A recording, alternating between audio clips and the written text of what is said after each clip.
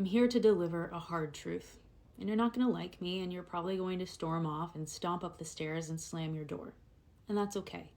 Because here's the thing, I'm doing this out of a place of education and understanding. I want you to be angry with me. Think about it, process it, and then come back around so that we can move forward and do what we can, what is in our control, because there is so much right now that is completely out of our control. Here's the hard truth.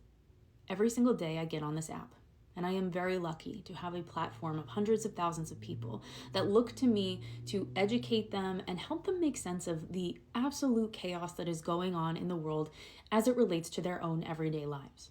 And I am grateful and appreciative of that. But one thing that I notice, and has become a pattern, especially in the last few weeks, is that when I make a video, I get comments and DMs asking me the same question over and over again. Where is Congress? Sometimes in all capital letters, and other times with a bajillion question marks at the end. The hard truth is that it's not Congress who got us here.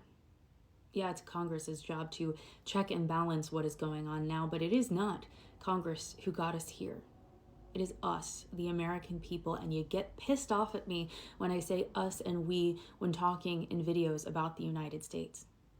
Maybe it wasn't me directly because I didn't vote for him, and maybe it wasn't you directly because you didn't vote for him, but enough people in this country voted for a 34-count rapist, felon, casino failed businessman, con man, liar, cheat, etc. After he was already president once, lied to the American people, and that was proven, enough people voted for him to take office again. And that's a shitty thing to sit with. A shitty thing to realize that many people in the United States that you interact with every day in your office, in the grocery store, at your kids' soccer practice, that believe that guy was the right choice. So, yes, you're probably now going to say, but there was election interference. Maybe so. Probably so. But at the end of the day, there's not enough evidence to prove that.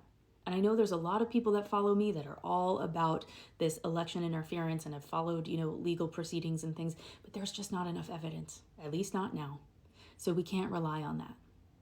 The reason that we are here is because of the American people. Yeah, Congress should probably step up and do some checking and balancing. But the Republicans are in charge, and they bend the knee and kiss the ring of this guy every day, all day.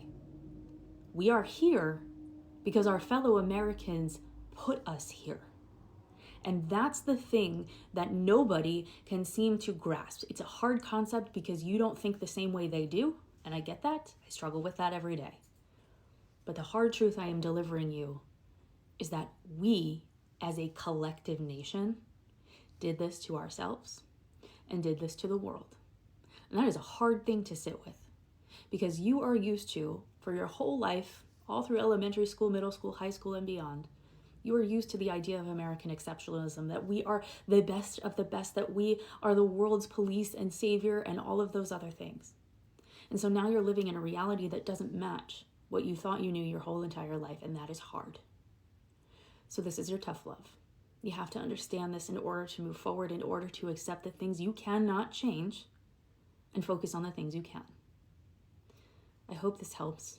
I hope you'll forgive me for this delivery.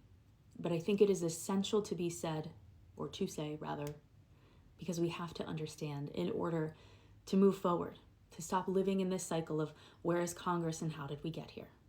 That's exactly how.